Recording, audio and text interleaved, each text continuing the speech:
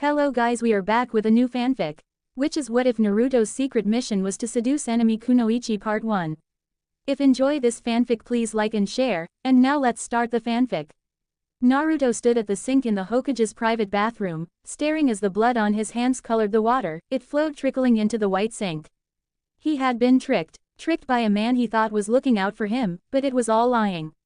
Mizuki just wanted to steal the forbidden scroll of sealing for some guy named Orochimaru, place the blame on him, and of course have the satisfaction of killing him.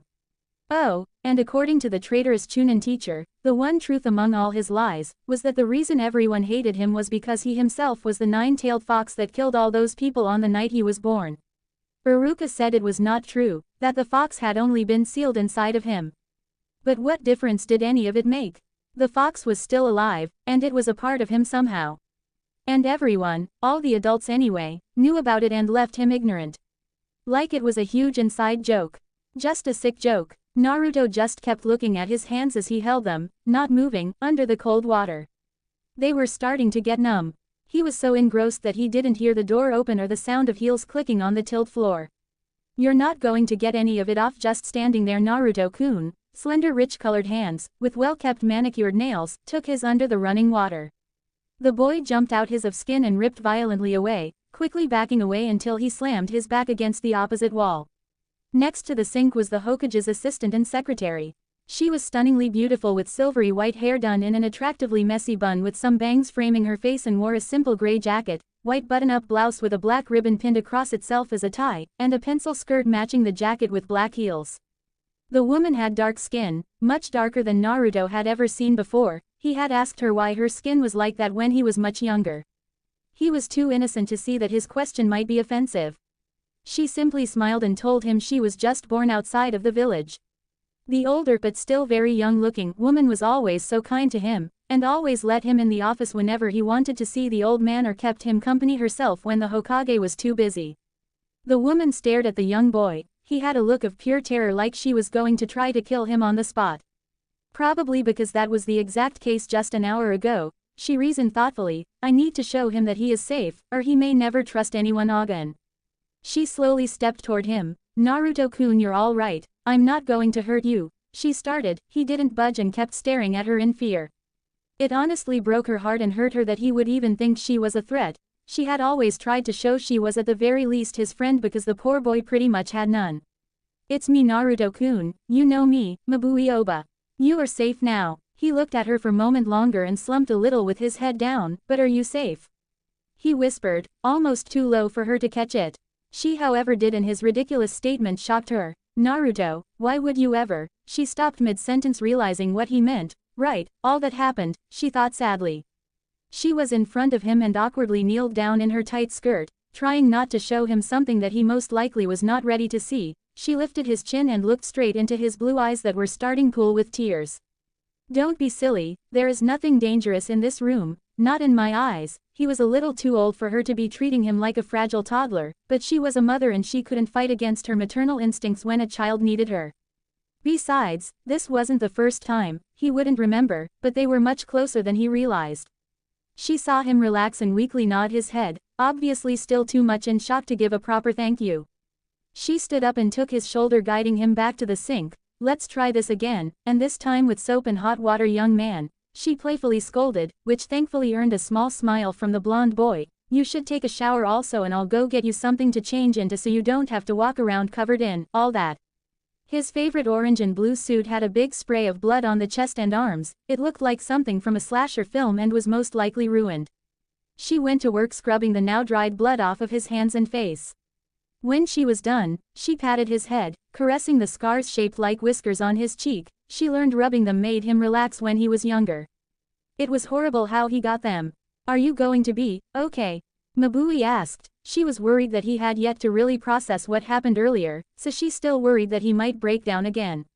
He gave his best grin. Mabui could easily see through it as the mask he always put on, but she smiled back. His ability to put on a brave face was admirable, if a bit concerning that he was repressing his pain, but it relieved her to see he was still himself. To her, Naruto Uzumaki was truly a remarkable boy, able to face the pain every day so bravely. She should tell her husband, he would no doubt be as proud as she is. The Hokage's secretary then left the restroom to get his new clothes. Since it was late and all the shops were closed, she would have to get something from the Anbu quartermaster office secretly tucked away in the basement. It was only there for the 4-man squad that guarded the Hokage at all times. The real warehouse was in the Anbu headquarters and that would take forever. But it will suffice, and Mabui already had in mind on what to get, but she would ask a friend who was more familiar with the quartermaster's stock. She'll have a lot of fun with this, and I'm sure she can convince Mazu to hand over the cool stuff, she thought with a satisfied nod.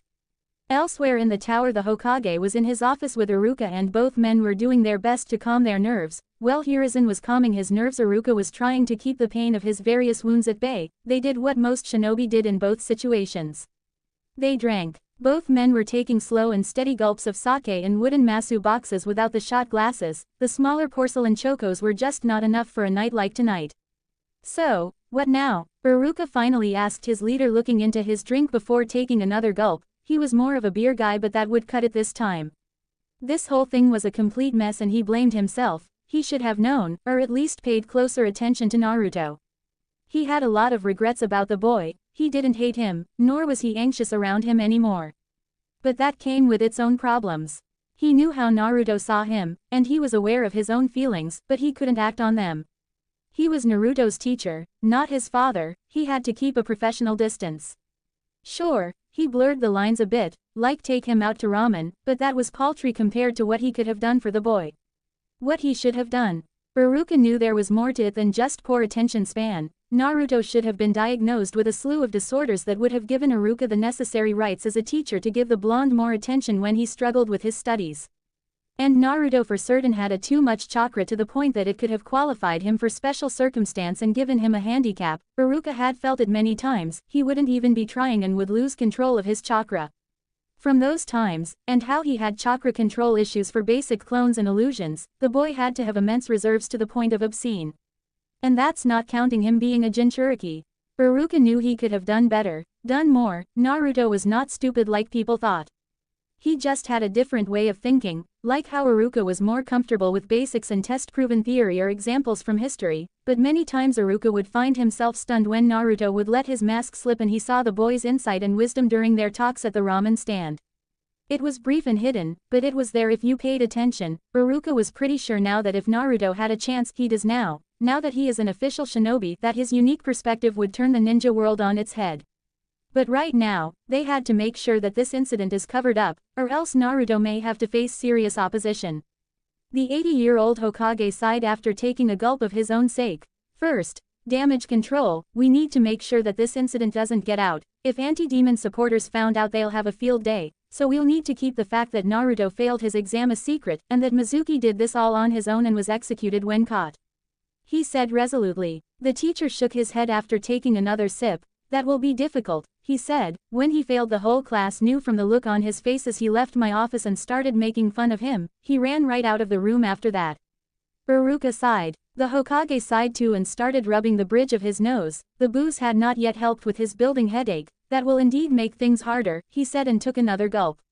But the most important thing is we need to make sure that young Naruto is all right. I can't imagine what he is feeling right now, and we need to make sure he stays calm, the older man said. He trusted and loved the boy he saw as another grandchild, but he was still the Hokage, and had to think about Naruto's seal. Suna was proof enough of what happens when you have a mentally unstable Jinchuriki on your hands. He's terrified, a feminine voice answered. Both men looked to the door, Iruka with some difficulty because he was sitting in an armchair facing the Hokage. They saw the Hokage's assistant walk in. Mabui-chan, how is he? The older man asked, soft but ragged. He had made plenty of mistakes as Hokage, thankful most weren't the end of the village. But still, there was a few he could never forgive himself for. Mabui walked over to the liquor cabinet meant for visitors like dignitaries and took out a regular shot glass. She then filled it from the bottle sitting on the desk in one swift motion, gulped down the burning liquid. She hissed as she swallowed. She really wasn't a drinker and only went out rarely with girlfriends, but seeing a child the same age as your daughter acting like his world was ending tended to grate on a mother's heart. Especially since she pretty much already cared for him like he was her own.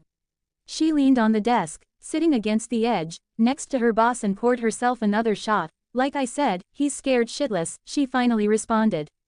Both men knew the woman wasn't much for cursing, and tended to be the prim and proper type, so they reasoned that what they were seeing was the former kunoichi and not the dignified secretary to the Hokage. She gulped her drink and exhaled and then continued talking. It hurts seeing him like that. For a full minute he kept looking at me like I was going to pull out a kunai. He will need to be given some time before you decide anything else. He was always a strong boy, but he'll need therapy after this. She finished and took one last shot before putting her choco down, showing she was done with the sake, at least for now. Mabui looked at her boss. With your permission, Hokage-sama, I would like some funds to get Naruto-kun some new clothes. I am more than willing to pay out of pocket. But I feel, that this office owes him the best we can buy. She said, I'm way ahead of Mabui-chan. In fact, I authorize for you to see. Sandame trailed off, sensing a familiar presence outside the door. Just then the door opened and walked in the one man none of the occupants wanted to see, especially tonight. He wasn't very tall but not short either. He had spiky dark brown hair, farmer tan skin, and had a distinctive X-shaped scar on his chin. He wore dark blue overrobes and a white kimono. One of his arms was held in the overrobe like a sling. He had bandages over his right eye and hands. There was a thunk as he walked with a cane. It was Danzo Shimura, the old war hawk himself. I hope I'm not interrupting Hiruzen? The bandaged man asked. Hiruzen glared at his old rival. The man had a habit of being perfectly on time for things no one wanted him involved in, but Hiruzen knew how to play his advisor and old friend's game. Well, we were relaxing for a bit. I'm sure you've heard, it has been a trying night. The Hokage spoke as casually as possible, but inside he was completely on guard. Danzo, if you are going to try to use tonight to get your ugly mitts on that poor boy again. Hiruzen was tired of this back and forth, trying to keep his old colleague from turning Naruto into his own personal weapon. Mabui had been working for her boss for years, ever since she came to the village, and he took the hat back as a matter of fact, and she knew that the elderly man was on edge. In those years she learned to be wary of the old war hawk. From what info she was privileged with as the Hokage's aide, she always was afraid that he might come for her daughter and make her into the very thing her old village wanted. But like it or not, she still had a job to do, so she placed a polite, and fake, secretary's smile on. Good evening, Shimura-sama, may I offer you a drink? She asked with practiced ease. Hiruzen had walked around his desk to sit in his chair, leaving Koruruka to sit nervously next to Danzo. That would be lovely, my dear, thank you. I'll take a masu like these gentlemen. Hiruzen was stuffing his pipe, but dropped it on the floor, almost breaking it and spilling the still unpacked tobacco. He looked at his old rival shocked. Danzo, you don't drink. The elderly Hokage was ready to have a heart attack when he saw the man actually shrug in response. The scarred man plainly said, there's a first time for everything and I'm not getting any younger. Ah, thank you, Ms. He finished accepting the small box from the young woman as she poured him a drink into his waiting hands. Ah, I apologize, Mrs. Hitaki, I misspoke. The grizzled man corrected but seemed to ponder something as he took his first sip. Forgive me again, this is none of my business, but you are still married, are you not? He asked, in a bizarrely gentle tone, at least for him. Mabui blushed a little at the embarrassing question. It wasn't that she didn't love her husband dearly, but they had been separated for 3 years now, and she had only seen him here and there and when he spent time with their daughter. She had told him that he could come home, but he had yet to. No, I am still married, we are just working some things out.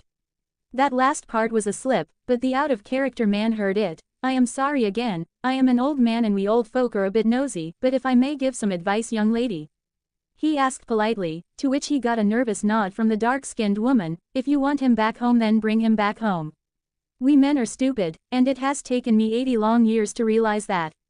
We live in the past and never move forward, we obsess on one thing and never see what is around us, and when we get old, we are so set in our ways that if we do see it is too late and we die with regrets. He looked at her and Mabui actually felt comforted by his gaze. If you truly still love Kakashi, then you will save him from himself and drag his sari back to his daughter, where he belongs and is needed. Danzo, the man who took in orphans to strip them of their emotions and make them killing machines, ended his passionate speech. Mabui was stunned, but she felt for the first time a little hope.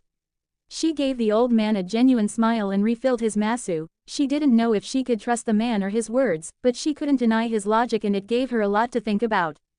But she was certain that letting this go any longer would only hurt their family. She had to find her husband and talk to him.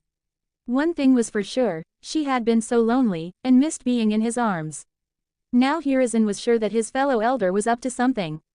First, Danzo hadn't had a drink in years, and even then, it was just a small beer when they were much younger men. Second, as far as the Hokage had known him, he had never gotten emotional, ever, not even when the man's wife died in childbirth. And his son, well, that was something nobody talked about anyway. Iruka was also unsettled by the elder's behavior. He was not known for being courteous or polite, and actually spoke even to the daimyo like he had the right to give their country's ruler orders. I hope Enko-chan takes her time with those favors I asked her, and keeps Naruto occupied. I don't know what will happen with this man, but Naruto should stay away for now, Iruka worried. Meanwhile, Naruto was taking his time and was just getting into the shower. He stood in the fairly spacious stall. It even had a bench for the old man. This wasn't the first time he used the Hokage's private bathroom. There was already a very nice soft white bathrobe ready for him when he was done. As he was getting in, something flashed into his eyes. The glint of metal gleaming in the fluorescent lights. It was the official Hittite he received from the Hokage. Naruto had to give Iruka-sensei his back because apparently all plates had a serial numbers on the back for identifying corpses, kinda like dog tags in civilian militaries. Begs the question why it was worn on the forehead when you could easily have your head taken in battle, certainly not because of the small amount of armor it gives. Why the hell even wear them? It's literally telling other ninja where you're from, like, hey, look at me. I'm from that village you really hate. Kinda stupid if you think about it. His academy sensei said that he graduated fair and square, and the old man agreed, saying that he will push the paperwork through for the enlistment process, both agreeing that learning the shadow clone jutsu was enough to pass. They said how proud of him they were, and he had earned his right to call himself a ninja through his bravery and service to the village, but Naruto had his doubts. He thought back to how he allegedly earned it. Flashback. Naruto stood stunned, staring at the smiling scarred man. He beaten Mizuki to a pulp with his new clone technique, but he was still alive, still breathing. Iruka had given the headband and Naruto was so overcome with joy he had glumped on the poor injured man and cried tears of happiness. Finally, he was a ninja. Or maybe that was because his favorite teacher didn't hate him for containing the fox, and actually cared about him and respected him. Maybe it was both, who is to say, but it was the best moment in his entire lonely life. And that was when they heard the broken and bruised human trash start chuckling. Ha ha ha, so what, the human punching bag said, through pain-clenched teeth, so what if one man cares about you? You're still a monster, no one else will ever accept you, he continued and coughed a little at the end, choking on his own blood. Shut it, Mizuki, you have already lost, there is no point in your posturing, Iruka said, firm but tired. His wounds started to get to him. Where the hell are those Anbu? I'm a dead man, Iruka, they're going to execute me for sure, so I might as well get the last laugh, the former teacher's assistant said. The battered traitor was able to sit up, grunting with great agony, but he was able to look at the blonde-haired boy in the blue eye. Do you really think you can be Hokage? All right, so you're a ninja now. Big whoop, I've been a ninja for years and I never made it past Chunin. I didn't even get to be a full sensei, just a shitty assistant. What makes you think you, an unwanted orphan, can ever be respected enough to become Hokage? Naruto was getting angry now, not knowing, that was what the treasonous Chunin wanted. That's not true. The boy growled, but this only got the bastard laughing more. What? The fact you won't be Hokage? Or the fact your parents didn't love you? And gladly gave you up as a human sacrifice? At this the boy faltered. He had always wondered why he didn't have parents. He was only told they were dead, but he never knew if they wanted him, if they loved him. Mizuki continued to chuckle even more, seeing that his words were hitting home. Besides Iruka, who else cares about you? Does anyone at all? He goaded. Naruto had an answer. There is. There's Hokage Gigi, the nice people at Ichiraku Ramen Bar, my classmates, and Sakura-chan, and, he fumbled a bit which had the Chunin traitor grinning. That's it. That's all you got. Pathetic. Mizuki shook his head, acting like he pitied the boy. Face it's Naruto, you got no one. I admit the old man has a soft spot for you, but he's ancient. How much longer do you think he has? A year maybe, less. He's going to finally croak someday and then you got one less person, don't you? And no more protection either. If the villagers don't run you out, they will certainly kill you. And those ramen slingers. So, what does some 2-bit cook and his piece of daughter matter? They don't. He looked at Naruto and saw he was getting what he wanted. Naruto was shaking, angry, hurt, sad, and very confused. A voice in his head kept telling him not to listen, to stay calm, that Mizuki was not worth it. But it was so hard to remain calm. The burning anger he felt in his very being was taking over his mind. It was like years of pain was demanding for blood, demanding that Naruto rip Mizuki apart with his bare hands. However, he didn't move and kept listening. Your classmates. Now that's just delusional. They couldn't give two shits if you were dead. You're a nobody. The man got his most deranged and sinister grin yet, and your precious Sakura-chan. Naruto's eyes flew open wide. He stared at the ground, as a cold feeling started to consume his heart. She will never love you, she only has eyes for her Sasuke-kun, he sneered. No. Shut up, the boy forced out, trying to not hear the rest. And you now what? He'll need help to rebuild his clan eventually, so he'll take your precious Sakura-chan to his bed and her like the good little she is. Naruto shook his head violently, trying to will the images of the girl he loves being taken by his rival. No. Stop it, shut up. The boy kept saying, and she'll love it too.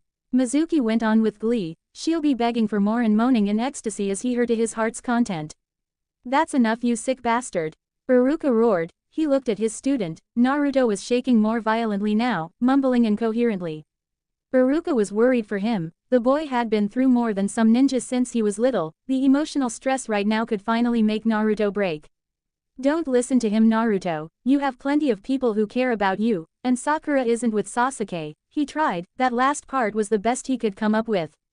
He couldn't deny the traitor's logic. Sakura had always loved Sasuke. He watched for years as Iruka tried to get her to be less of a fangirl along with her peers, but to no avail.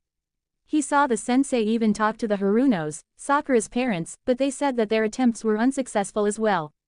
Mizuki laughed harder, drowning out his words. Yes. She'll take his noble Uchiha over and over again, moaning and crying out his name like a cheap whore.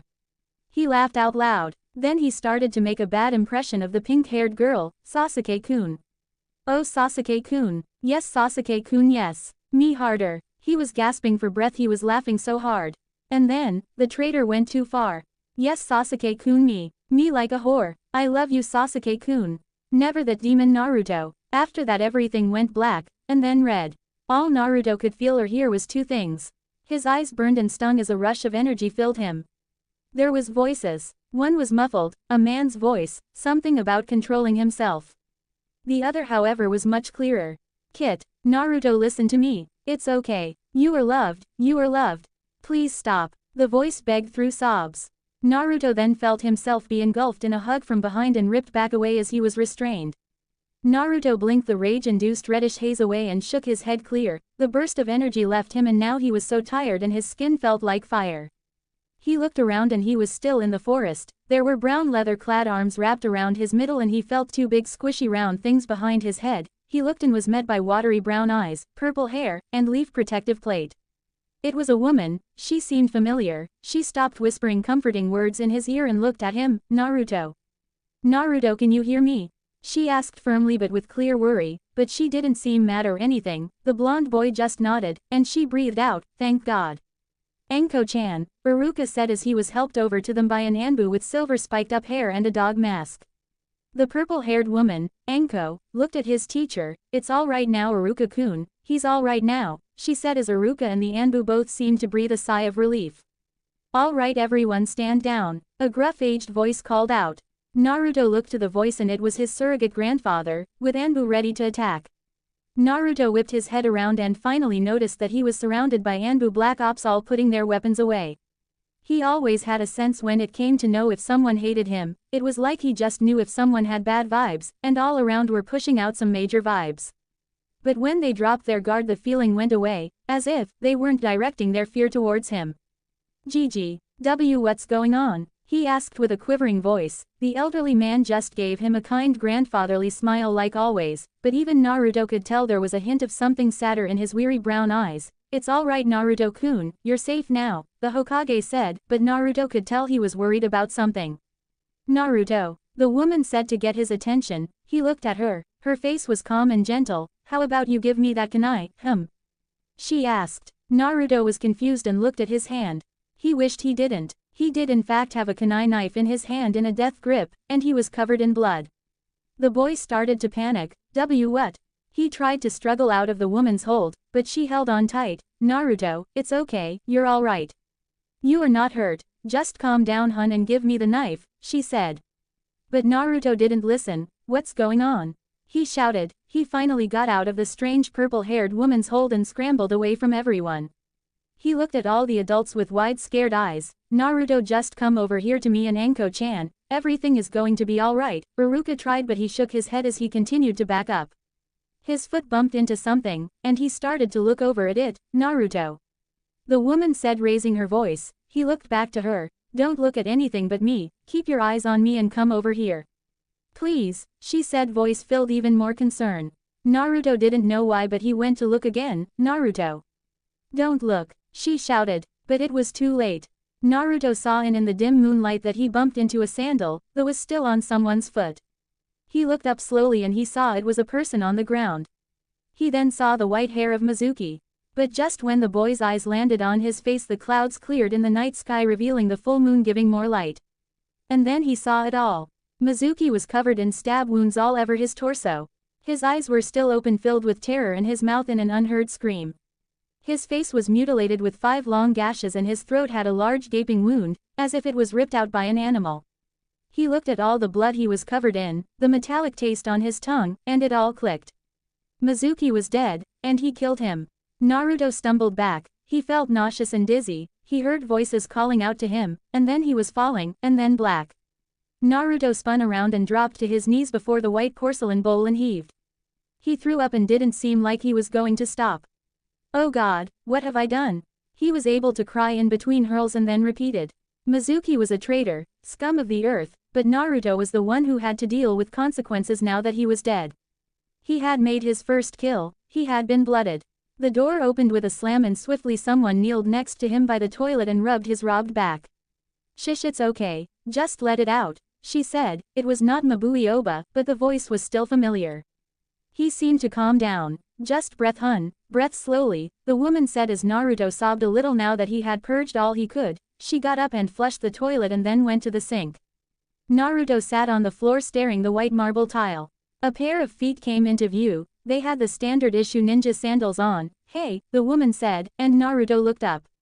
Before him was a woman about early 20s. She had shin armor that went up to her knees, an orange-brown mini skirt wrapped around and held with a buckle, and a belt with 2 bands on one side over a pair of fishnet armor shorts. Naruto had the decency to blush when he noticed that she was only wearing mesh armor. While not see-through, it was still really sheer and tight. It didn't leave much to the imagination, especially since you could see the full curvature of her ample D-cup. To top it all, she wore a brown leather trench coat.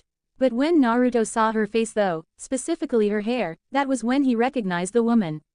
She had a smirking face. She actually was very pretty in a tomboy kind of way. She had purple shaggy hair held up in a fanned-out ponytail. It was the woman from earlier. Here, rinse your mouth out, she said, handing him a paper cup of water. She then got a very pretty smile, and afterwards you may go back to ogling my tits, she said, batting her eyes. Naruto really turned red. I wasn't. I'm not a pervert, he sputtered, protesting, and then angrily rinsed out his mouth and spat in the toilet before standing up to face the woman. I'm not saying you are. As long as you don't say something or try to play grab, then I have no problem with it. Everyone looks, it's only natural, especially at your age.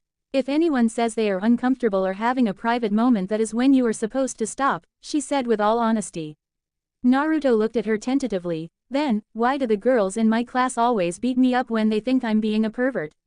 He asked, curious. His face never understood that. He would say Sakura looked pretty on any given day, but she would always call him a pervert and punch him. The woman sighed. There's a lot of reasons. Dumb parents, growing up civilian, etc. Really, it just boils down to society. Those girls are just following the crowd, being fed a bunch of conformist bullshit about what is proper. If we lived in another village, those girls would be getting a major wake-up call with real seduction training and not tea ceremonies and flower arrangements. Trust me, it's not pretty. They have no idea how privileged they are to live in Konoha. Most kunoichi get treated like street-walking whores and never get the chance to be more. To be real warriors. She then smiled at him. But there is nothing wrong with a healthy, as long as you don't force anyone into doing things they don't want or like, or don't place your personal tastes above others and say they are wrong for liking it the way they like it.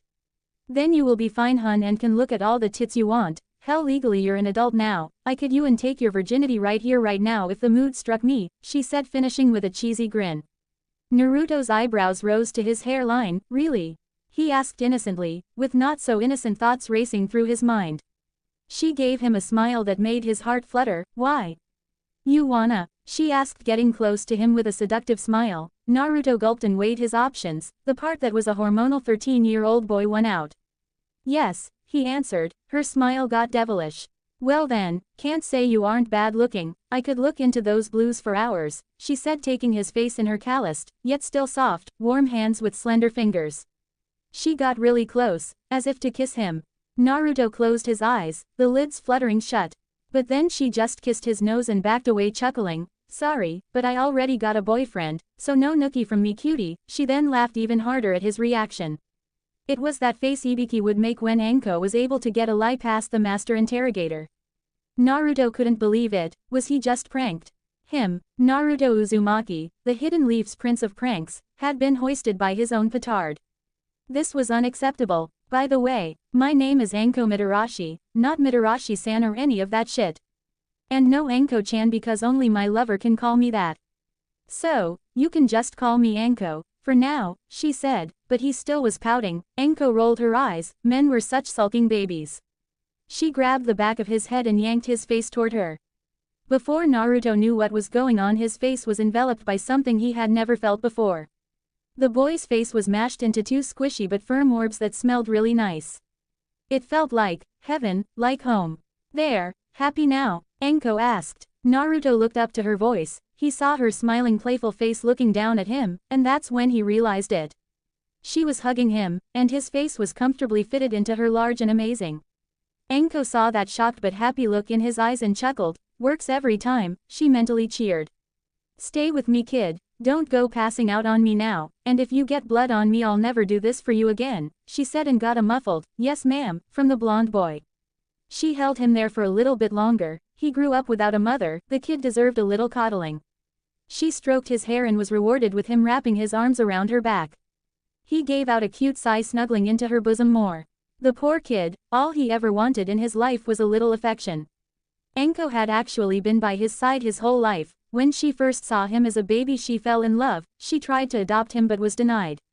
The Hokage was willing but didn't like that she was so young, only 15, so he was reluctant.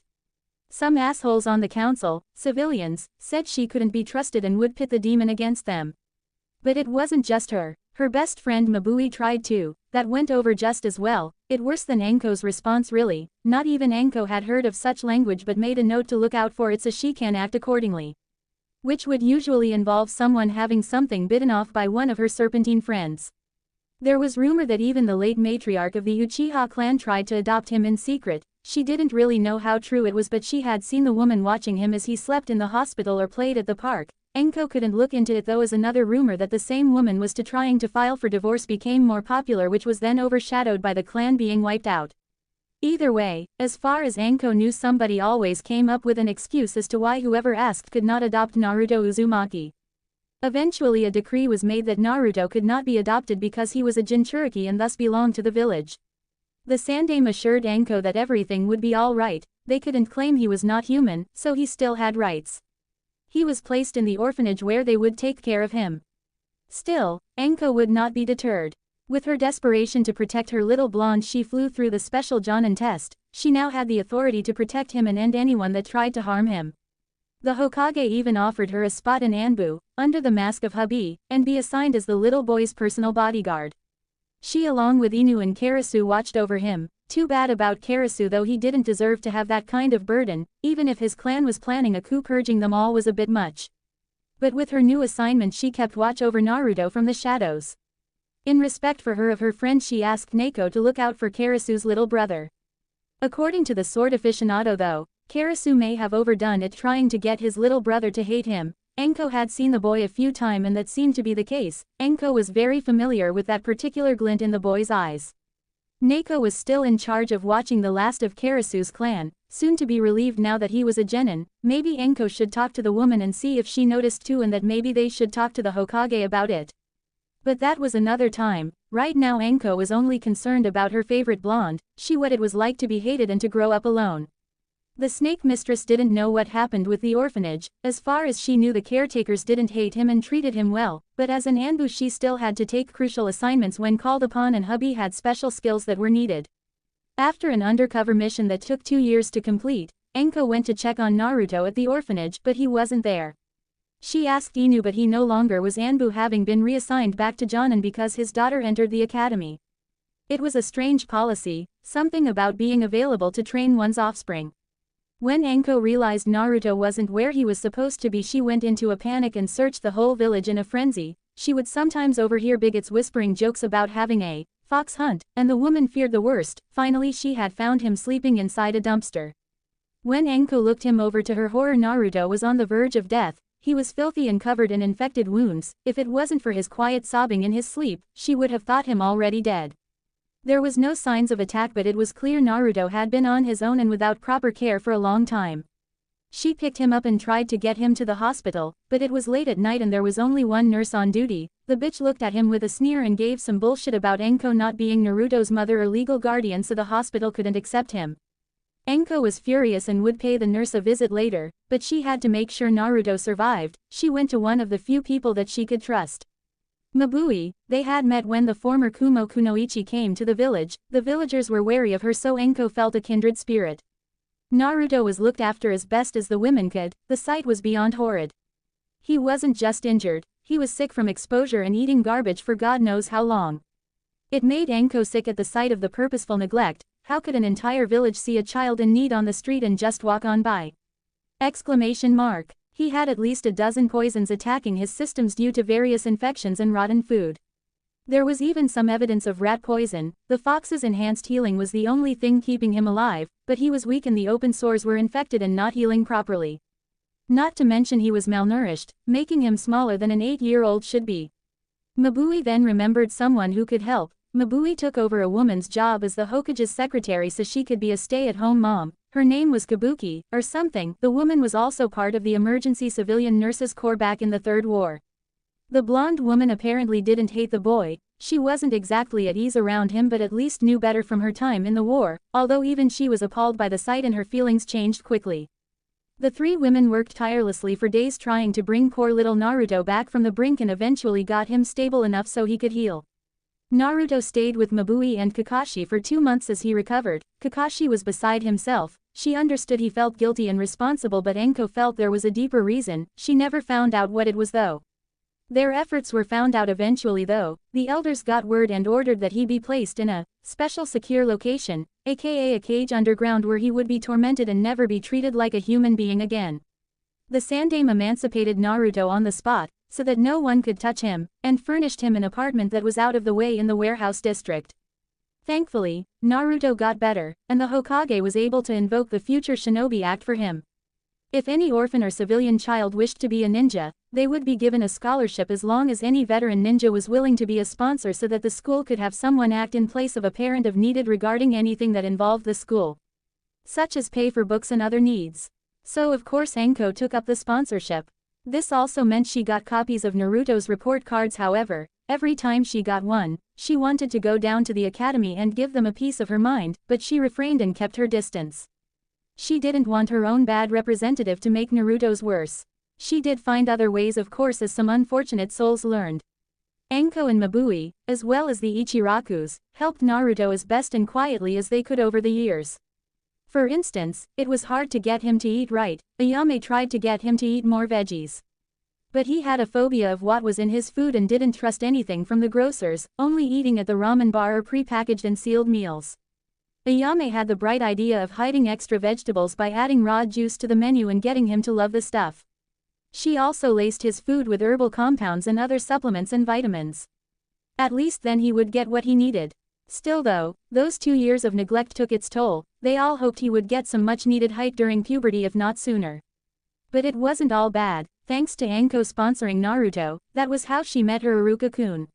She secretly got into his face one day, thinking he was like the other teachers sabotaging Naruto. The man had to have known Naruto needed extra help but did nothing.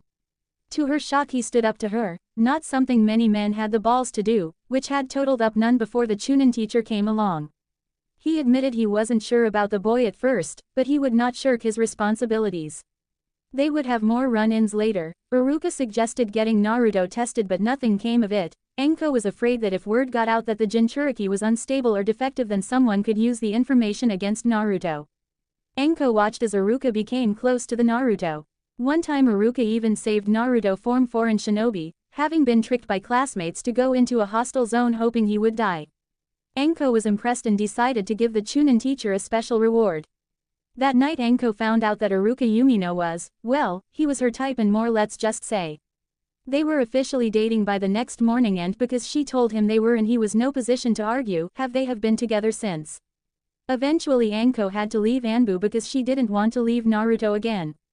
But for now, he was doing fine, well, about as fine as one could be when you are the village black sheep. So, for the last 2 years she had been working with the T&I department, which was great. It was like she had found her calling. But still, she wished she could do something that let her be more involved in her little blonde's life. As far as Naruto knew, this was the first time they had ever met. Enko started thinking, now that Naruto was a ninja, he would be going out there into the world to fight for his village. Was he ready? She believed in him, but still she would feel better if she had a guarantee that he was safe. But how? Kakashi had already called dibs on him, but he has never passed a team yet, and they will make it so he has to train the Uchiha above all else. Hitaki was the only one in the village who could. According to Iruka-kun, it was most likely Naruto, and this Sasuke kid would be on the same team anyway. Enko's lover admitted that he was not hopeful if this happened. The two boys were constantly at odds and Iruka felt that would be detrimental, if not to team cohesion then certainly to both boys' self-esteem and personal growth. Enko would agree. Many ninja believed that rivalry made ninja stronger. Enko did not. She hated the concept that beating the crap out of a comrade made you stronger. It just felt all too familiar. There had to be a way. She thought for a few moments as she held the Uzumaki, until she got an idea. It was going to step on a few toes, and there was no guarantee she could pull it off, but she had pulled more impossible miracles out of her. No, really, she had pulled a miracle out of her once thanks to a special device that doubled as a grenade. She mentally chuckled. Don't worry, Naruto-chan, I'll make sure you are the best ninja this damn village has ever seen, and their worst nightmare. I promise, when I'm done, they'll be begging for you to take the hat. She vowed. Enko had left after Naruto's little freakout was over. She left so he can have some privacy and finally take his shower, and no, he didn't take care of any needs. As attractive as Enko was and how amazing it was to get to second base after a hug like that, he was more grateful for the attention than needy. When he got out of the shower, he remembered that he was still waiting for his new clothes, so he read one of the magazines. It was a restroom for an old man after all. It would be another 20 minutes later that Enko would come back alongside the returning Mabui, who finally had some clothes for him. The two women seemed to know each other and were talking away about something, some kind of plan that involved the graduates. He didn't know as he only caught the tail end, but what happened next would forever be the most embarrassing and, well, confusingly arousing conversation of his life. Yup, the two very attractive women told him he was now an adult, so he needed to know some things, very important things, and gave him the dreaded talk. Naruto learned where babies came from. And the fact two mature and smoking hot women were telling him made it all the more uncomfortable. While Mabui used diagrams and explained more mechanically, Enko was like a crazy over-aunt that had admittedly good advice, if a bit pornographic. Still, Enko was adamant about drilling things like consent and safe. Poor Naruto popped a boner and couldn't seem to keep it in his robe. Thankfully both women didn't tease him, saying it was natural. He learned something strange though. Apparently his member was not supposed to look like that naturally. According to his impromptu tutors, he was something called circumcised. It was a procedure done to babies sometimes. Mabui said a lot of parents thought it was cleaner and healthier, but Enko said it was not popular in this region, so who in the hell did this to him? He was an orphan. Who went and made that kind executive decision? The ordeal was now thankfully over, and the older women left with Enko making a joke of blowing a kiss and telling him to call her. He knew what she meant. He watched TV. Now he had privacy and could change into the clothes the Hokage's assistant had gotten him. To his surprise, there was a pair of orange boxers with steaming bowls of ramen. A note was pinned to them. It read, "A good ninja must remain hidden." It was signed by Mabui Oba with a heart. He got the meaning. There was nothing wrong with wearing his favorite color, he just had to wear it in a different way. He slipped on the new clean underwear and continued. He first put on the mesh armor shirt, a common item for ninja, both shinobi and kunoichi alike, that came in many styles but often resembled regular clothing. This one was a tight long-sleeved t-shirt with a crew neck. The mesh was made up of wire, almost like the kind used in combat, woven in a tight fishnet pattern with a layer of fabric between the wearer and the armor to keep from chafing. This was perfect given that all warriors, ninja or otherwise, used a blade of some kind. The metal wires were almost impervious to slashes and cuts. The pants were a dark navy blue and a little baggy. As he pulled them up, he felt something. Rubbing the cloth in between his thumb and index finger, he found the pants also had mesh wire in between two layers of lightweight but durable textile. Useful, he thought, quickly putting them on. I loved that it had lots of pockets. Now it was time for footwear, a pair of black leather steel-toe boots, something Naruto never had before. Ninja always wore a special kind of sandal that looked like sneakers with the toes cut off. Not practical, and the excuse was tradition, but in actuality it was because sandals used less materials, so they were cheaper to make. Naruto actually hated wearing sandals. 2 years of his childhood was spent homeless after he had to leave the orphanage. It was either stay or watch as his presence kept supporters and potential adopters away. After all the kindness he was shown by the caretakers and all those kids that would no longer have home if the orphanage failed, the choice was clear to Naruto. But in that time, he learned what it meant to be without, and there were sandals aplenty in every trash can. Naruto always wore a pair of standard sandals he got from the Hokage once a year, but the thing about sandals was, they aren't much use in the rain or snow. He always thought ninja who wore them in the winter were insane. It was a miracle that his feet never turned black and fell off. He always hated the cold since and made sure to stay warm even though the land of fire was a bit of a southern climate. The boots were an unexpected treat. He never could afford any before. He quickly put on the cozy socks and slipped his feet in. The young orphaned Uzumaki had tears building up in his eyes. He had never had anything so comfy, or warm, in his life. Mabui Oba was always so nice to him, but this was something he would forever be grateful to her for. Naruto started to lace them up and decided to tuck his pant legs in, no point in tripping over his own trousers. The last was a new jacket. It was almost identical to his old one, but it was black leather instead of the orange canvas material. It had the same blue shoulders and cream-padded collar like his old one. When he put it on, it too was quite snug like his shirt but not as much, giving plenty of movement. Normally he liked baggy clothing because A, he didn't want his movements restricted, and B, because he was still growing and didn't get a lot of chances to buy new things. Naruto thought about it and Anko flashed into his mind. Was it her? Did she help get me all this stuff? But why? Naruto remembered how she saved him from his own rage, now realizing that he had been overtaken by the power of the Nine Tails, the way she had held him in the forest and just a few minutes ago. Does she care about me? But why? I've never met her before, I think. Naruto shook his thoughts away. Whatever her reason, she made it clear she didn't hate him like many other adults, so he will make a point to get to know and thank her for her kindness. Since Mabui knew her, then maybe they hang out or something. So, taking page from his, hopefully, new friend, Naruto left the jacket open. After he was dressed, he discovered that there was a large box, a kind of crate or trunk. On top was another note.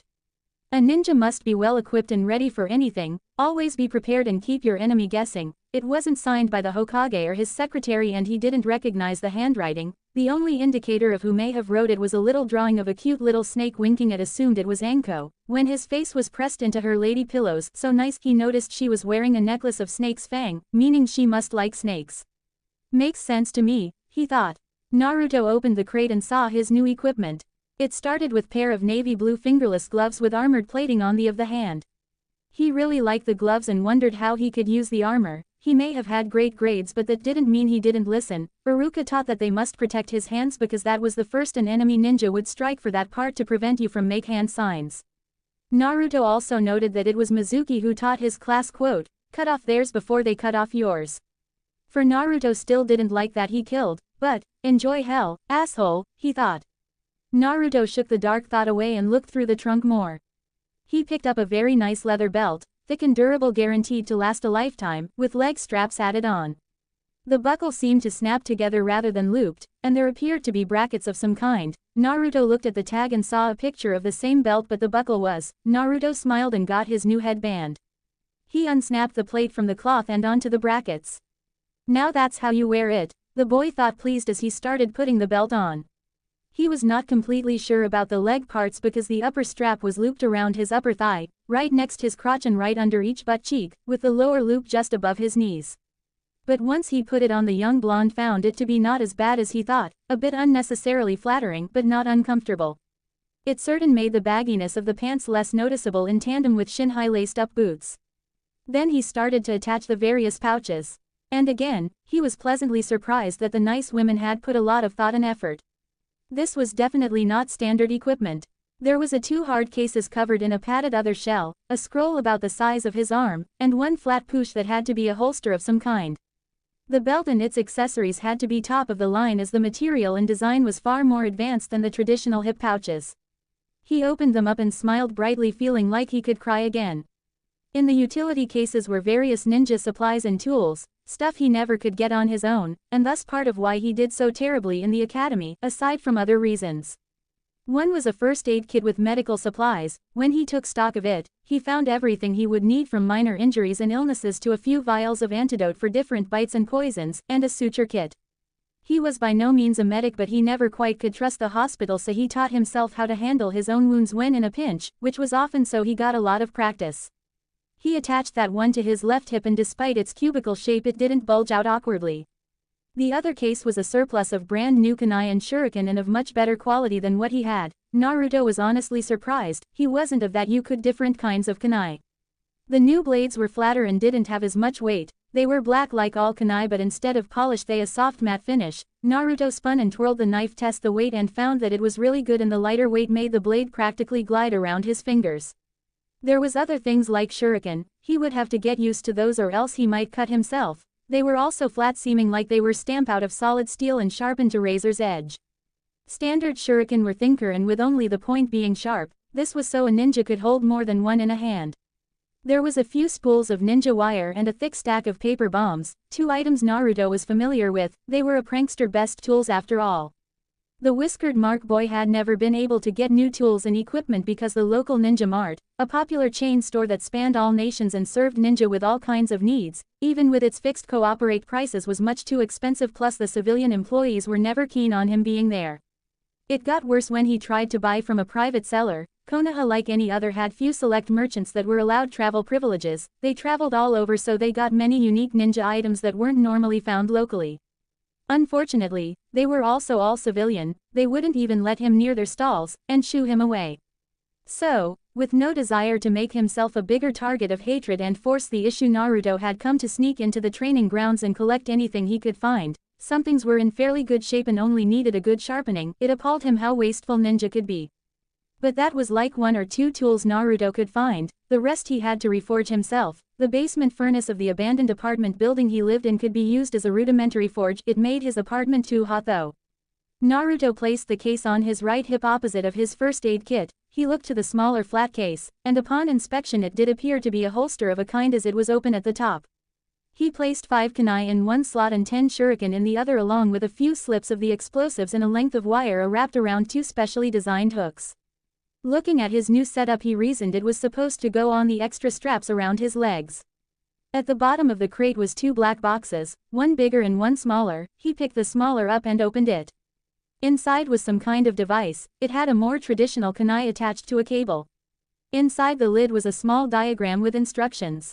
Hidden kunai mechanism, the whiskered blonde read out loud. From what he could gather, it was to be worn up his sleeve, and where with a flick of his wrist the knife would shoot out and into his hand. Naruto took his right arm out the sleeve of his new jacket. Once in place he tested it out. Sure enough, with a flick of his wrist the blade shot into his hand. He fumbled a little but got it pretty quickly after few more tries. Now this is really cool, he thought. The young genin had read that there was always new tools being made. He was an avid reader of the ever-popular magazine Ninja and Tools. It had articles on latest ninja gear and weapons. Maybe I can make something, Naruto idly thought, and why not? He may have not been the brightest, but he was handy.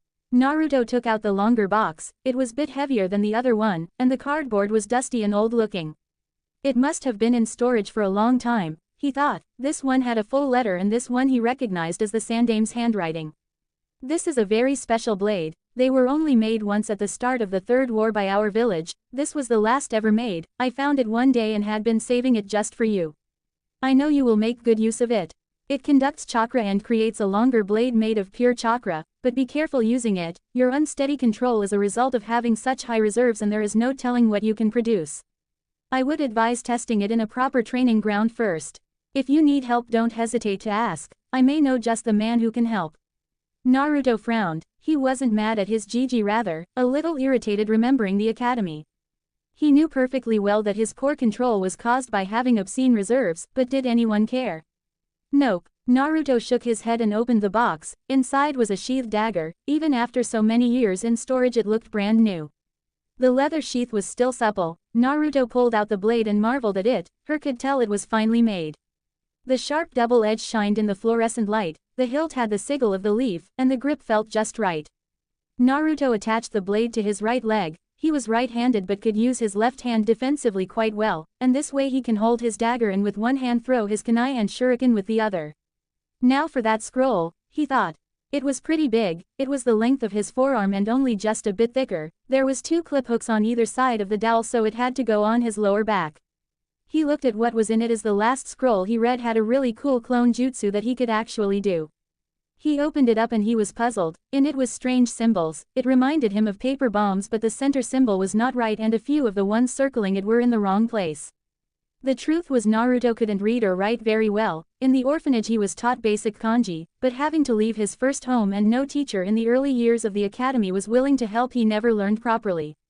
By the time he had gotten to Iruka class for his final training, he didn't bother, mostly because if the rest of the kids found, he would be taunted more than ever, so Naruto did his best to make do, but it was still a crippling condition sometimes. As for this kind of weird calligraphy, Naruto thinks seen it a few times. He didn't know what it meant, but for some reason it felt like he understood it even he couldn't read it. There was one last sticky note now with handwriting he did not recognize that said, to activate seal add chakra. There was no moniker. He just shrugged and did what it said. It took him a bit because his control was shit and had trouble keeping a little bit of chakra in his finger. It would either fizzle out or flare to the point he was afraid of burning the scroll. Finally, he got the right amount and there was a puff of smoke. It nearly gave him heart attack and he squealed like a baby pig. When the smoke cleared, the seal was gone. In its place was a backpack. When Naruto looked inside, it was backed with camping gear and the like. It was practically a full survival kit. It had a fair amount of rope, a hatchet, a multi-tool, a bedroll and sleeping bag, and various odds and ends that could fit in the mid-sized, rugged pack. He would still need to pack food and clothes, but it had plenty of room for all that, and was nonetheless a very much appreciated. There was also a book and a scroll that said Beginner Fuinjutsu. Inside the book was blank white paper and came with a calligraphy brush and ink stone with a solid bar of ink. He opened the jutsu scroll. After reading the introduction as best he could, he was delighted, realizing it was a school of jutsu that sounded really cool. Fuinjutsu could be used for seals of all kinds of things. And it was discipline that required huge amounts of chakra like his own. And there were plenty of pictures of examples that he could just copy, so poor reading skills would be problem. It was perfect for him. He placed the pack back into the seal and with another puff it disappeared. So cool. Naruto looked at himself all dressed and geared up and he liked it. He liked it a lot. Again, it was a lot snugger than he normally wore his clothes, but he had to admit it was nice seeing his hard work on display. The new fit was nice actually, like it was all made just for him, but still will take some getting used to, as he unconsciously tugged at the crew neck of his armored shirt. At least the pants and jacket weren't restricting his movements. However, with his jacket open you can see his abs. Well, okay, he was a prepubescent boy, so he didn't have a six-pack, but it was defiantly toned. Wait until all the girls in class see me like this. Hell, even Ino would at least notice. I may have my heart set on Sakura-chan, but I'm not blind, he thoughtfully mused. Naruto shook his head, chuckling at his thoughts. What the hell was going on his head? Oh well, he'll get a lot of attention at team placements, that was for sure.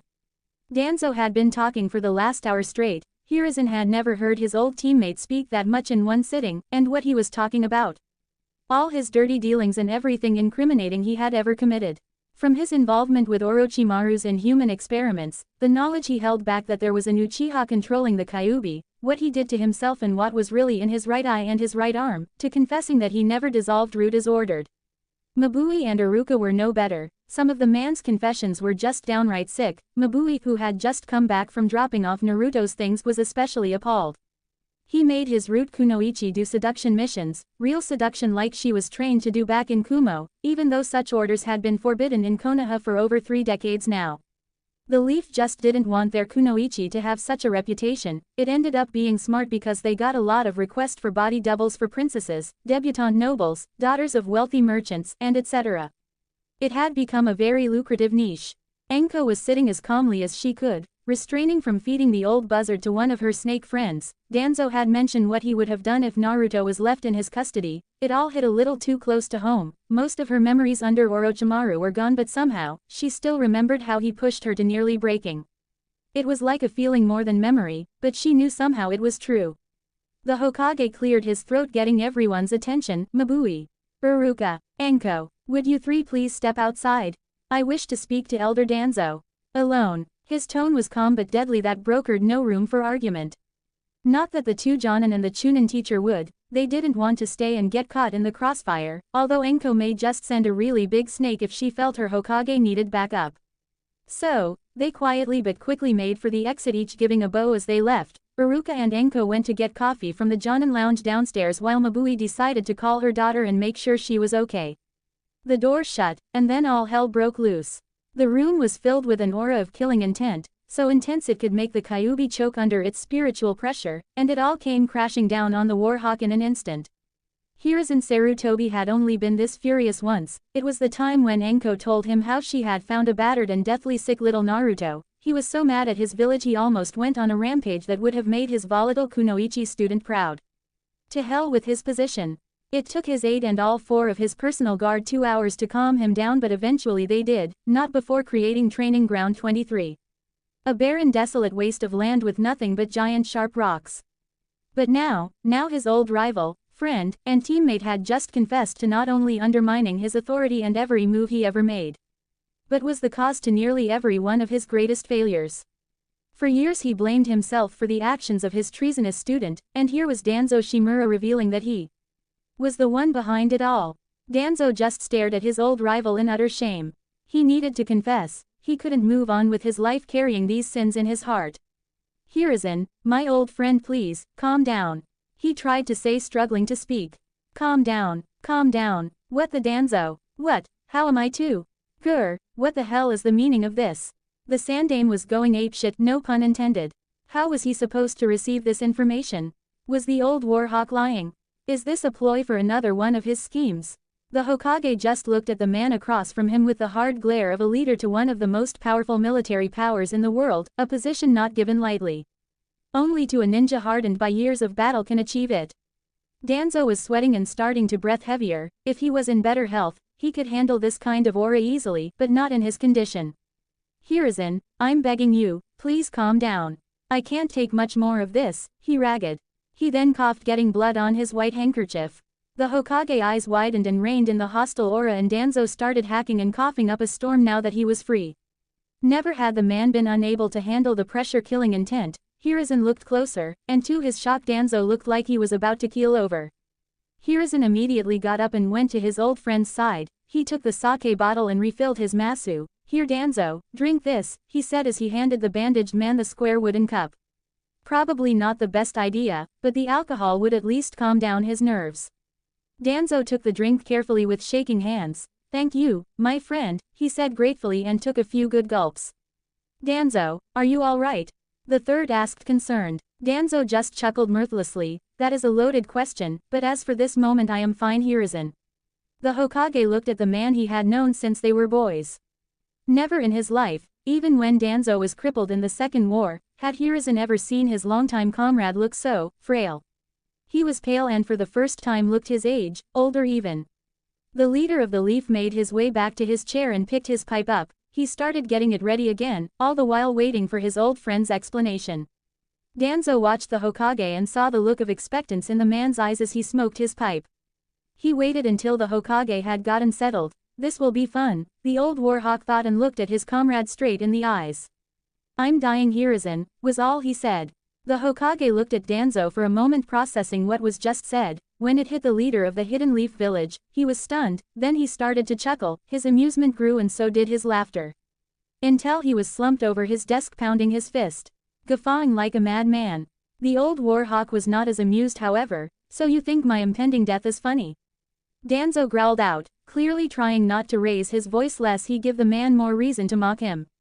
He has made some grievances against his old friend, sure, but he didn't think it constituted his demise being something to laugh at. Hiruzen kept laughing and Danzo finally had enough. Knock it off. You perverted old monkey baka! He roared. Hiruzen Sarutobi didn't know why he found the fact one of his oldest friends dying was funny. Maybe it was just the timing of it all. Nonetheless, he tried to control his humor. He calmed down and wiped a tear from his eye. Calm down, grumpy old buzzard Tem. Now that Hiruzen had control, he smiled at his friend, enjoying the old nicknames. I'm sorry my friend, but you have to see it from my view. Is that what this is about? Some attempt at saving your soul by confessing your sins? The old Hokage asked, although he was still chuckling at the thought, knowing Danzo was not like that. Danzo blinked a little, thinking about it. That was not his intention. He just wanted to make amends before he died, if not for himself then maybe for the few people who still called him friend after all these years. He didn't really care about things like religion, he thought more on it, and indeed the whole thing was a bit absurd. The elder started chuckling with his Hokage, and before either knew it they were both laughing anew. It had been a long time since they could laugh together like this, far too long. Danzo was the first to calm down. Yes, I suppose it does seem like that, doesn't it? He said. His smile then became melancholier. But it's still true, I don't have much longer for this world, he said, looking down. There was so much he had to make up for. The Hokage looked at his friend with care. Even after all Danzo had done, he couldn't really hate him, and it saddened him to see his once confident rival turn into a dying old man. Hiruzen thought back on when he taught young Naruto about forgiveness. Danzo is right, I am much too merciful, the Hokage thought. How much longer? The Sandaime finally asked. The elder merely shrugged and reached for the bottle to refill his wooden cup. Not long, a year my medics tell me, maybe less, he said, pouring himself a new drink. He was taking a gulp when his compatriot asked, how? A simple question, that had a complicated answer, but one he was prepared for. Danzo put his masu on the desk and stood up. He then proceeded to take off his bandages, the sealing arm braces, and the upper portion of his robes, revealing all that he had done to himself.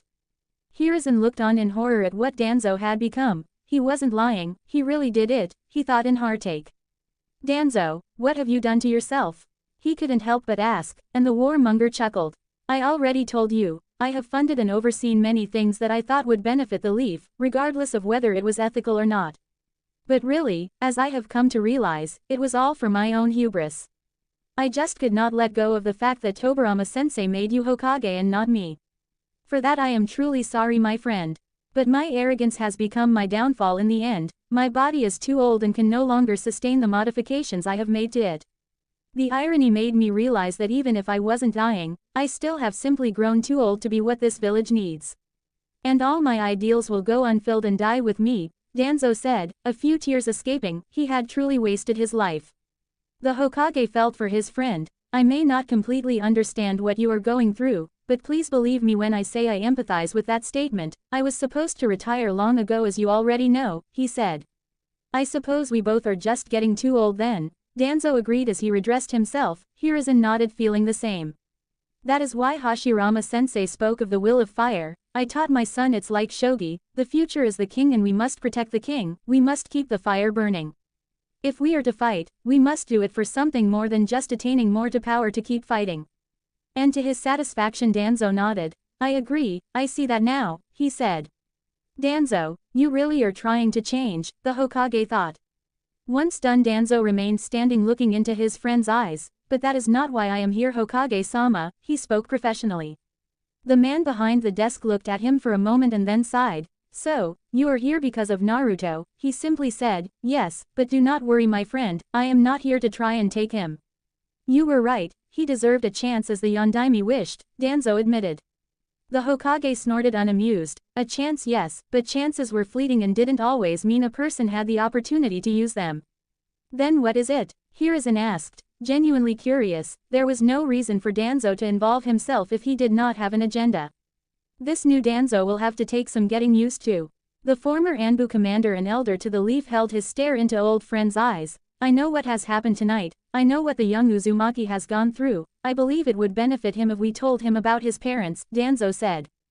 Hiruzen nearly jumped out of his seat. The knowledge of Naruto's relation to Minato and Kushina was so secret it didn't even have a rank. The Hokage figured that Danzo already pieced it all together, but there was no reasonable explanation as to why he thought it was a good idea to tell the boy his heritage. Hiruzen huffed out a large cloud of smoke harshly. Danzo, we can't, that knowledge is dangerous. If Minato's enemies found out he had a son, but was cut off by the elder, If that were the case, then they would have found out by now and made an attempt to kill the boy. For Kami's sake, he looks just like his father. And another thing, what were you thinking giving him Kushina's clan name? The Uzumaki were attacked and hunted down for a reason. What would have happened if someone recognized the name? If anything, he is more at risk of being recognized as an Uzumaki than a Namikaze, Danzo stated. At that moment, as Danzo's logic registered, the aging Hokage nearly had a stroke. How could he have not realized that? Most folk only knew Minato as just the Yellow Flash, or Yondaime. If Hiruzen had named the child Naruto Namikaze, no one would have noticed. Not even in Konoha. Hiruzen had to make a lot of decisions when Naruto was a baby. The best he could do was follow his late wife's example with their own children and the advice of his most trusted medic. If only Bawako was alive at the time, she would have known what to do. But that's beside the point. All of Minato's and Kushina's enemies are either dead or lost interest after they died. Hiruzen thought for a moment. He couldn't argue against that. There was hundreds of tales of vengeful ninja, but the truth was those were only a few hundred out of a few billion of ninja that lived their lives every day. People just loved a good story more. Violence and drama unfortunately made excellent stories. However, there was two that he could think of who still definitely held a grudge even now. I assure you, Danzo, Onoki and A would love to get their hands on the son of the Yellow Flash and the Red Death. Onoki will want some kind of petty revenge for the bruises to his ego he still carries. And A will want to take him for whatever power he thinks he can gain from Naruto. If not that, then certainly to take the fox. Danzo shook his head. He may be trying to turn over a new leaf in the face of his imminent end, but he still mostly kept the same beliefs. The one belief was that a ninja were often too cautious and emotional. They would miss opportunities or allow situations to escalate needlessly. Hiruzen was more of a student to Hashirama than Tobirama. The first Hokage was a man of admirable contentment while the second tended to be admittedly paranoid, but nonetheless the Shodai's non-confrontational views blinded him to the threat that was Madara Uchiha. Danzo sat back down and sighed. He knew Hiruzen was right, but had to convince his friend. I'm well aware of that old dirt flea's belligerence, but he is in no position to risk another war over just one child. Danzo said. The Hokage stroked his short beard, nodding, yes. As I understand, the new daimyo of the Land of Earth, Lady Tsuchime I believe is her name, is not as approving of his decisions as her father, he said. Onoki has made it difficult for anyone to travel to the Land of Earth, having continually increasing security on their border, or so I have heard. Danzo nodded back and replied, to the point that he has nearly, if it isn't already, crippled the national economy by harassing traders from other countries. Lady Tsuchime has been trying to get him to back down. She wants the past to be forgotten, and to rule in a more diplomatic manner than her predecessors so that her country can thrive with new allies. He add one more thing, and as I hear, she is not happy with how her father's assassination was handled and is aware of the rumors that the Stone Council might have actually been responsible. As of yet she has not cut ties with Stone, but she doesn't trust Iwagakure anymore, to say the least. Hiruzen nodded. It was a frightening possibility that a ninja village could fall out of favor with its home country. Not even the 5 great villages were safe. For example, Grass Country had officially denounced their own village after a meager 20 years since its founding. Kusagakure had been only an attempt to make a name for the Land of Grass and was completely under the daimyo's control with only a Jonin as the figurehead. But the Grass Ninja had been getting greedy and accepting missions from the criminal underworld. The Grass Daimyo couldn't allow his country's reputation to be tarnished, and so he cut all ties with the Hidden Grass Village, making them enemy hostiles in their own country. And now they were nothing short of brigands accepting work worthy of a cutthroat mercenary or yakuza. The only thing that kept them in somewhat legitimate standing was the infamous Blood Prison. That was why every Hokage since Tobirama had the Clan Lord Council, the elected civilians that represented the general population, the Anbu and Jonin commanders, the department heads, and finally those who had been given the official title of Elder by the Sitting Cage. All were to act as advisors for the Hokage and help him make decisions. But in recent years the civilians had been getting too much power. Now that 5 clan seats were empty, the Hokage had more or less become their whipping boy. Hopefully with Danzo now more amicable he can get little more of his power back. You are thinking about the council, aren't you? Danzo said. Hiruzen looked up and chuckled. Am I that obvious? He said, and Danzo smiled back. You always let off the smallest amount killing intent when you do, especially when you think about the civilians. I assure you, my friend, with the short time I have left I will endeavor to rectify this. Hiruzen shook his head in amusement. We're getting off topic. While I concede on your point for Aiwa, what about Kumo? The wise man asked. His friend looked at him and simply said, you know exactly why I won't risk going to war and risk harming this village, and those in it. The Hokage looked at the elder somewhat shocked. How much do you know? He asked seriously. Danzo looked at Hiruzen with an even stare, not threatening, but certainly disapproving. I know who she is, how she was able to get here safely, as well as you and A's agreement so that she and her family are left in peace. He saw the panicked look on his friend's face. Don't worry, I won't tell Mabui, or the Hyuga, but you can't hide it forever, Hiruzen. That is one sin you did completely on your own without my help. As I have come to believe recently, we all will meet our judgment in the end. Hiruzen Sarutobi looked down in sadness and shame. After all the tragedy of the Kyuubi getting loose, he had to let in that poor teen girl that had shown up at his gates heavy with child, regardless of the consequences. He just had to do it. Danzo watched his friend with equal shame. At the time he was still his old self and the fox's rampage had only made it worse, so he was of course against the reinstated Hokage allowing asylum to a rogue Cloud Kunoichi. He didn't care that she was pregnant, he thought he could just hold her captive like so many other women before, threatening her child for cooperation. Once the child was born, he would have had her killed and taken her daughter for his root. He thought of the girl he had been training for the last 5 years, what he made her do to the only person she saw as family, how he raised a child that so much looked like the wife he had lost, and the daughter he pushed her to marry the man who would be her killer. Was this punishment from Kami? Maybe I am religious, there is so much I have to repent for, the former Warhawk thought. The Hokage looked at his friend calmly, a small amount of grief still in his eyes, thinking of his own beloved Bawako and how ashamed she would be of him. It seemed Hiruzen couldn't argue anymore and had to admit the truth, mostly to himself. I've wanted to tell Naruto, really I have, for so long. But I just couldn't do it. Every time he asked, excuses would just fly out of my mouth. It's just, every time the subject came up, I became terrified. You know how Naruto is, if he found out he would just brag for attention, and if the villagers heard that the demon was claiming to be the son of their hero, that would only make his situation worse.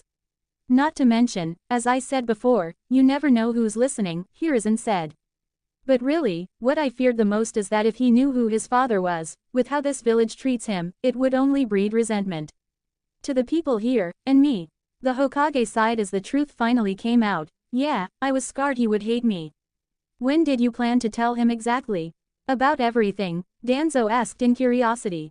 The boy's parent was a bit tricky, he had to agree, but he never understood why Naruto was never told of his burden. Pretty much all Jinchuriki knew from the beginning of what they are and the responsibility they had.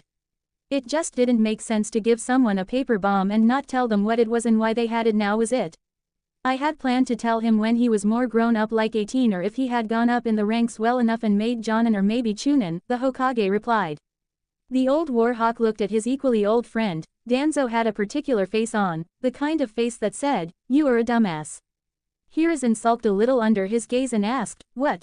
In response, what he says, Danzo said, rolling his visible eye, and looked at his old friend in disappointment. Hiruzen, I'm trying to change here and give your way of thinking a shot before I die, but that right there has to be the most stupid thing I have ever heard from your mouth to date.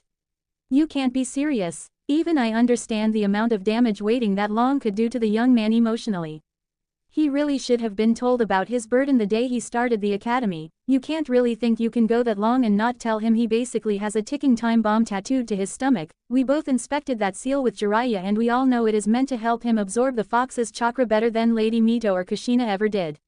What would happen if he had finally tapped into it without knowing? Oh wait, he already did just few hours ago and killed a man. Mizuki was no loss, but we got lucky that he was able to calm down. We both know what happens when a Jinchuriki is not in control. That berserk human sandstorm Rasa made himself is a good example, and don't give me that shit you were trying to protect him. The only person you were protecting was yourself. I mean, the boy adores you. If you had just explained to him about his parents and the Kyuubi, I believe he would not only keep his mouth shut but benefit from the knowledge. And that is why I am here tonight. I have a plan that could not only spare Naruto any more grief but give him the needed drive to be the Hokage his father was. No, even more. Danzo ended his rant. He had to catch his breath as his illness showing again. Hiruzen looked at his old friend like the man had just pissed on his desk. Geez Danzo, tell me how you really feel, he finally said, pouting like a child. Well, Minato was a fine candidate for successor. I'll admit I was wrong about your former student, but you should have found a replacement a long time ago. Look at you, you're as much on death's door as I am, you shriveled up old monkey. Danzo jabbed one last time. which earned an angry tick mark and twitchy eyebrow from said monkey. "Thank you," Hiruzen said dryly, and Danzo smirked in victory. Hiruzen sighed and thought about what his friend said. There was no doubt, the man was right. The thing was, he was always right. He may suggest things that were not the Sarutobi's style, but that didn't mean his opinions and insights were wrong. That's why Hiruzen never locked the man up for ordering Itachi to purge his own clan behind his back. "Fine, you want me to say I up? Well, I up. Okay, if you really think that you have a better idea, then let's do it." Hiruzen gave in. It felt a little too easily, but Danzo for the first time in his life showed a great amount of trust and honesty, so the Hokage owed his old comrade the benefit of the doubt at the very least. Danzo curtly nodded, satisfied. Who knew that being a nice guy got you what you wanted? Good, but I think we are missing a few people. He got up and walked to the door and opened it quickly. A body fell on the ground. Gah! The purple-haired woman yelped, landing flat on her face. It was Anko, who had been trying to listen through the door. "Ow," she grumbled, rubbing her nose. "Sweetheart, are you all right?" an overly worried Iruka asked his girlfriend as he helped her up.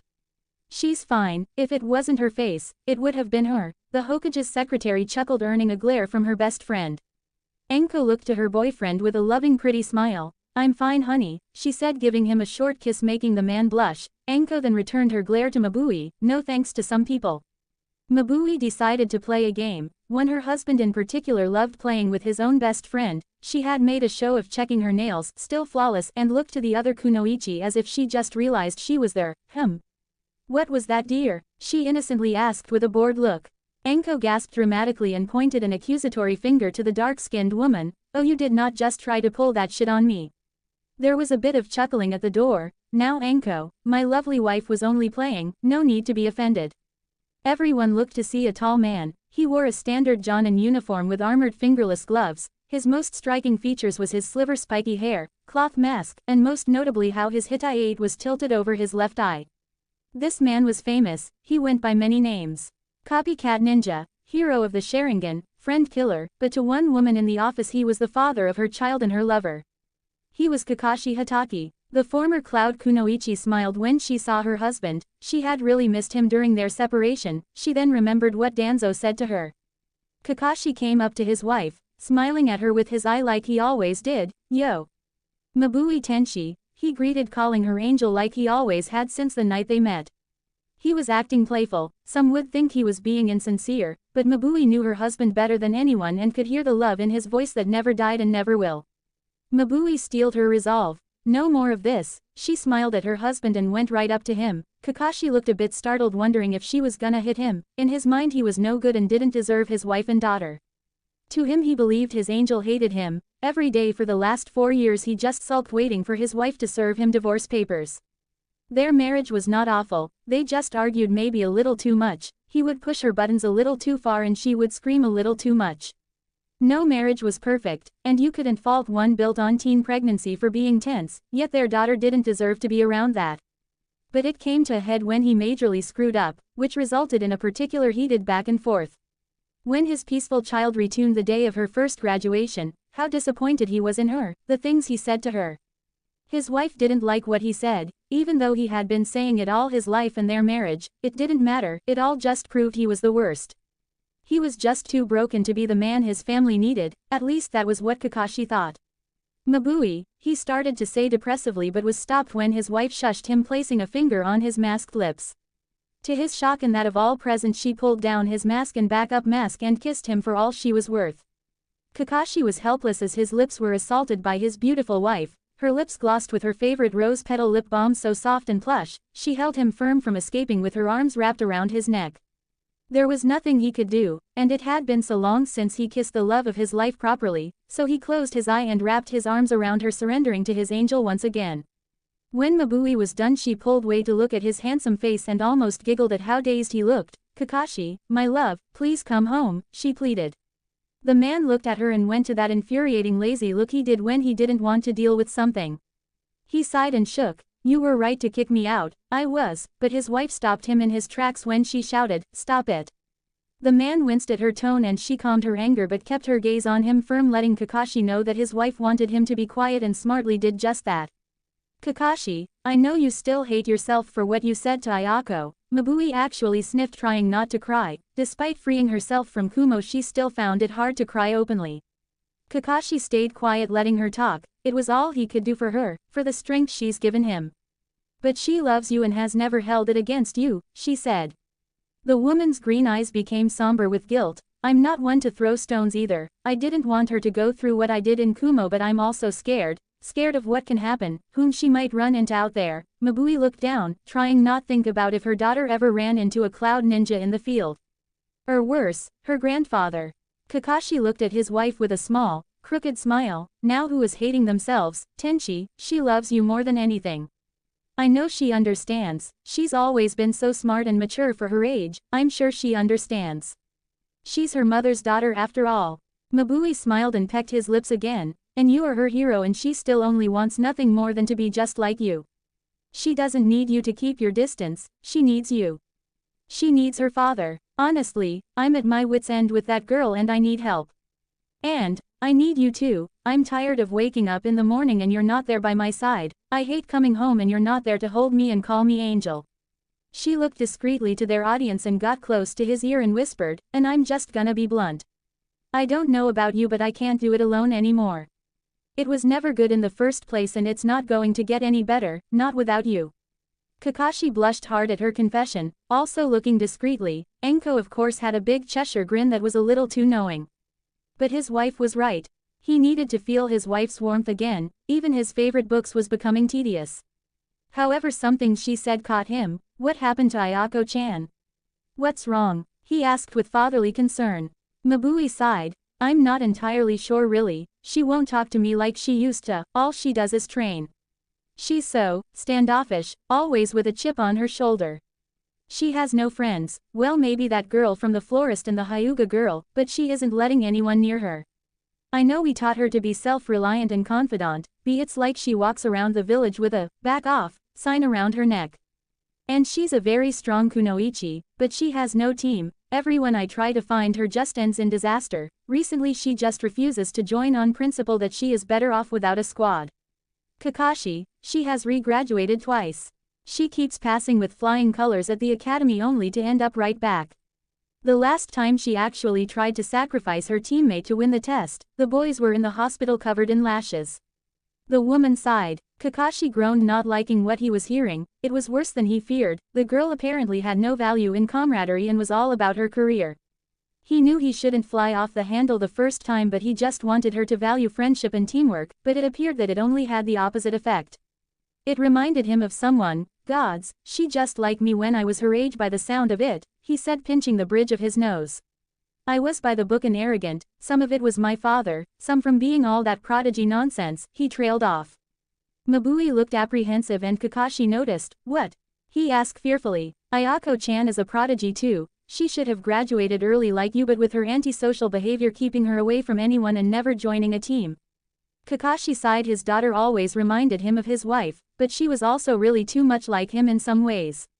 He was about to pull his mask up, but then instead he smiled and kissed his wife again, short and sweet but filled with all his love, and maybe a little tongue. He looked at his wife as she smiled at him, a bit dazed herself. Alright, I'll come home. Pakun and the others are kinda getting sick of being cramped up in that studio anyway, he chuckled. Mabui giggled. Poor babies. She then got a scary sweet smile, but the rule still stands. They do anything to my nice clean house. I swear to the gods, if there's so much as a spittle of drool on my good couch, we are building a kennel and they are sleeping outside and you with them. Are we clear? She said, still smiling but also releasing killing intent. Kakashi gulped. Yes dear, Crystal, I'll tell them.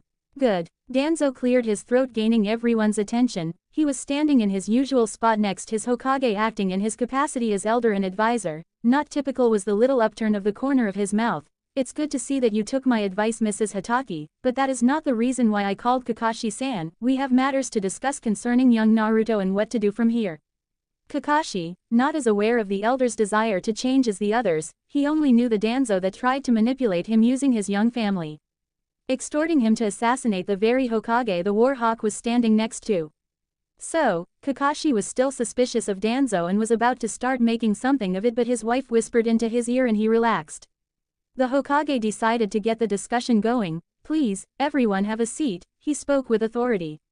Enko, I'm sure Uruka-san is still sore from his wounds, why don't you two take the couch so he can lie down? Mabui offered as she was already getting the chair's position so her and her husband can discuss comfortably with all present. Enko and Uruka nodded in thanks. Enko sat first and placed Uruka's head in her lap. Babe. You want me to do something about the pain? I can summon Kani-chan for you? She asked. Uruka nodded and Enko summoned one of her snakes. A beautiful green snake only 2 feet long appeared and looked to her mistress. How may I help, mistress? She hissed. Uruka-kun is hurt. He needs some of your venom, she ordered. Venom? Kakashi asked. Kani is a medic snake. She can manipulate the chemistry of her venom for pharmaceutical purposes. She can make nearly anything and has a mastery of the apothecial arts, Enko informed, making green snake's head a touch rosy looking. Mabui spoke up. You've met her, dear. She helped Aya-chan when she broke her arm that time, Mabui reminded her husband. Kakashi nodded, remembering the time his daughter tried to tree walk before she was ready. She was imitating him after he got her frisbee out of a tree. Kani bit in her painkiller and then wrapped around his little girl's arm, setting the bone back into place and acting as a splint until Aya could get a proper cast. From what Kakashi remembered, the snake had very good bedside manner and was amazing with children. It's good to meet you again, Kani-chan, Kakashi said, smiling as he does. The green serpent smiled the same as Kakashi, as she didn't exactly have lips. It truly was my pleasure, she replied and then got to work. The green snake bit Uruka and after the initial bite he immediately looked much better, his face relaxing. This is a low dose but it will last through the night so you will be able to get some sleep. Please be a good patient, sir, and get some rest. The snake looked at her mistress accusatorially, and that means he does not do anything too physical for at least a week so he can properly heal, lest his wounds open up again. Only bed rest, meaning sleep and nothing else, Kani informed, firmly knowing her mistress well. Enko huffed. Why is everyone looking at me? She then noticed that everyone was literally looking at her. Sweetheart, Uruka said. Enko threw her hands in the air. Fine.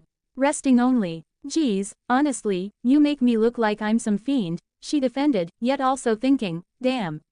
A few weeks alone at home and I get twat blocked. Kani nodded satisfied and poofed home. So, now that everyone is settled, the Hokage said, looking around, internally pleased with the sight of young couples so close. Enko was giving Uruka tender affection and Mabui was hugging Kakashi's arm, her head his shoulder. Asuma better get his in gear. Kurenai is a good woman, elder father thought, briefly missing his wife Bawako. We must now discuss what to do about Naruto. Me and Uruka agreed that with him learning the shadow clone jutsu that he is more than qualified to graduate retroactively, but that will take some convincing the council as we have already posted this year's graduates, here is instated. Danzo shook his head. I'm not saying that I disagree with that sentiment, that technique is a kinjutsu for a reason, and for him to make so many. Even the civilians are not so stupid to not see that, to put it like this. With that jutsu, Naruto-san is a literal one-man army. From their perspective he would be very lucrative on solo bounty missions.